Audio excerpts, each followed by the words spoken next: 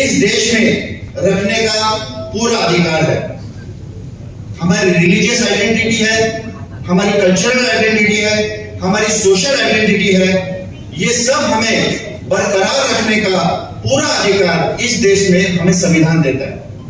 लेकिन आज के तारीख में अगर मैं किसी मुस्लिम को टोपी डालते हुए देखता हूं तो मेरे दिल में एक अलग द्वेष पैदा हो चुका है और मेरे दिल में इस समुदाय के प्रति एक द्वेष भावना से अलग अलग प्रकार की प्रचार यहां से हो रहा है, वो गलत है और उसका प्रोटेस्ट करने के लिए हम सब एक हुए हैं। ये मैं यहाँ पे इस देश में करीब 20% लोग ये माइनॉरिटी में आते हैं, लेकिन हम सब यहाँ इकट्ठे माइनॉरिटी बोल के क्यों आए हैं, इसके बारे में अगर हम सोचे तो हम सभी लोगों के एक ही प्रश्न है इस देश में, उसके लिए हम एक हुए हैं। मुस्लिम रहेंगे, क्रिश्चियन रहेंगे, बौद्ध रहेंगे, सिख और जैन रहेंगे। मुझे यहां सिख और जैन दिखने लगे, उनको बुलाया भी है, लेकिन उनके प्रश्न और बुद्धिस्ट, क्रिश्चियन और मुस्लिम समुदाय के प्रश्न ये अलग है। यहाँ पे मुस्लिम समुदाय, क्रिश्चियन समुदाय और बौद्ध समुदाय, इनके जो प्रश्न है अल्पसंख्यकों को, जो इंटरनेशनल माइनॉरिटी फोरम है उन्होंने जो गाइडलाइंस दी हुई है, यूनो ने जो गाइडलाइंस दी हुई है, उस गाइडलाइंस में हमारे जो अधिकार है वो अधिकार इस देश में उसका हनन हो रहा है, उसके लिए हम यहां एक हुए हैं। क्या अधिकार है? हमारे अधिकार है जो मौलिक अधिकार है, जो हमारे संविधान ने हमें दिए हुए हैं, जो संविधान में सेक्शन, कॉन्स्टिट्यूशनल सेक्शन 28-29 में हमें मिलते हैं।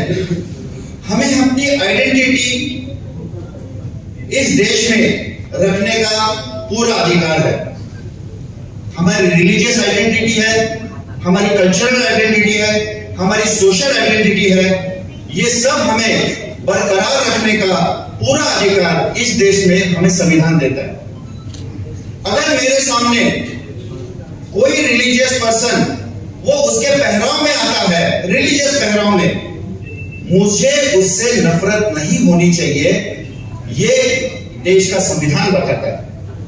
लेकिन आज के तारीख में अगर मैं किसी मुस्लिम को टोपी डालते हुए देखता हूं तो मेरे दिल में एक अलग द्वेष पैदा हो चुका है और मेरे दिल में इस समुदाय के प्रति एक द्वेष भावना से अलग अलग प्रकार की प्रचार यहां से हो रहा है, वो गलत है और उसका प्रोटेस्ट करने के लिए हम सब एक हुए हैं। ये मैं यहाँ पे बताना चाहता हूँ। सिमिलरली अभी मेरे पहले जिन्होंने बात रखी उन्होंने तो क्रिश्चियन कम्युनिटी के बारे में, मणिपुर में जो हो रहा है उसके बारे में सविस्तर उन्होंने बात रखी। मैं बुद्धिस्ट कम्युनिटी से आता हूं। बुद्धिस्ट कम्युनिटी का एक अलग ही मसला है, वो खुद को माइनॉरिटी समझते नहीं है।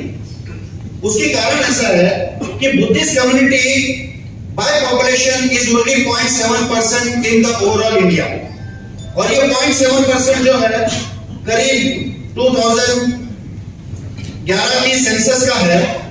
2023 का अगर हम आंकड़ा देखेंगे तो करीब 1,140,000 में से 1 करोड़ सिर्फ बुद्धिस्ट है। 1 करोड़ में से 67% ये कन्वर्टेड बुद्धिस्ट है, और जो मैक्सिमम कन्वर्टेड बुद्धिस्ट ये जो 67% है, ये सिर्फ महाराष्ट्र में आपको दिखेंगे, जो अनटचेबल्स में से डॉक्टर बाबा साहब अम्बेडकर की प्रेरणा की वजह से कन्वर्ट हुए। तो हम जो है महाराष्ट्र के जो कन्वर्टेड बुद्धिस्ट बोल के है, हमें अभी भी ऐसे लगता है कि हमें जितनी भी सुविधाएं इस देश में मिल रही है, जैसे हमें हमारा प्रतिनिधित्व एज शेड्यूल कास्ट बोल के, जो फंडामेंटल राइट बोल के हमें लेजिस्लेटिव असेंबली में भी मिलता है और हमें छोटे छोटे जिलों में भी मिलता है, तो हम वो क्यों छोड़े? हमें आरक्षण मिलता है ऐसे एससी बोल के, हम वो क्यों उसके लिए हमें माइनॉरिटी बोल के खुद को कहलाने में हमें शर्म आती है। लेकिन मैं यहाँ बताना चाहता हूं कि माइनॉरिटी बोल के जो आइडेंटिटी बाबा साहब ने हमको दी है वो स्वाभिमान की सर्वोच्च आइडेंटिटी है, ये यहाँ पे मैं बताना चाहता हूं। और उसके लिए हमें सब माइनॉरिटी ने मिलके हमें एक होना जरूरी है। और हमें जो चीजें हमें ऐसा प्रिविलेज बोल के या हमें फंडामेंटल राइट बोल के जो हिंदुइज्म में शेड्यूल कास्ट बोल के मिलती है वो हमें रिलीजियस माइनॉरिटी बोल के मिलनी चाहिए। इसके लिए इम्तियाज भाई संसद में बात रखना जरूरी है। अगर हमें 20% सीधा साधा तौर से बता देना चाहता हूं, आपको भी पता ही है, 20% अगर हमारी पॉपुलेशन है, बजट में हमारा माइनॉरिटी का हिस्सा 0.028% ही है। माइनॉरिटी कमीशन जो है वो कमीशन देश स्वतंत्र होने के बाद 1992 में स्थापित हुआ, जो सिर्फ एक स्टैट्यूटरी बॉडी है जिसको कॉन्स्टिट्यूशनल राइट्स भी नहीं है, इट्स जस्ट एडवाइजरी कमिटी। तो ये 20% लोगों के जो रिप्रेजेंटेशन है वो रिप्रेजेंटेशन हमें पॉलिटिकल रिप्रेजेंटेशन में भी आना चाहिए, हमें एजुकेशनल इंस्टीट्यूशन में भी आना चाहिए। ऐसे मुझे यहाँ पे आप सबको बताना जरूरी समझता हूं मैं, क्योंकि अगर हम माइनॉरिटी बोल के एक होना चाहते हैं तो हमारी सबकी लड़ाई ये एक मुद्दे पे होनी चाहिए कि जो प्रिविलेजेस हमें मिलने चाहिए मौलिक अधिकार के रूप में, उन अधिकारों का कहीं भी हनन नहीं होना चाहिए, ये पहली बात। और हमें हमारे जो मूलभूत चीजें हैं हमारे समुदाय के प्रगति के, उदाहरण के लिए हमारा शैक्षणिक जो प्रगति है वो देखिए, आज भी हमारे बच्चे कौन से स्कूल में पढ़ रहे हैं, उनकी क्या हालत है।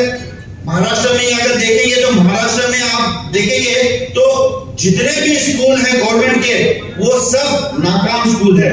ये मैं जवाबदारी से कह रहा हूं क्योंकि मैं जिस सिटी से रिप्रेजेंट करता हूं उस सिटी की बात मैं यहां कह रहा हूं।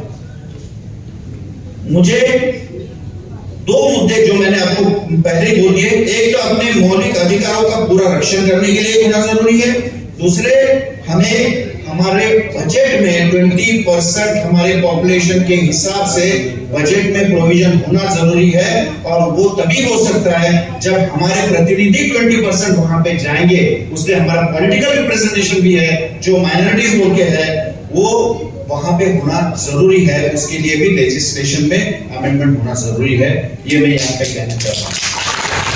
अभी बात यहाँ कहते हुए मैं आप सबका यहाँ पे स्वागत करता हूँ और आशा करता हूँ कि ये जो आज का दिन है ये एक ऐतिहासिक दिन रहेगा जिसकी शुरुआत एक माइनॉरिटी पूरे समुदाय को एकत्रित करने में होगी और आगे चल के ये लड़ाई काफी बड़ी करनी पड़ेगी।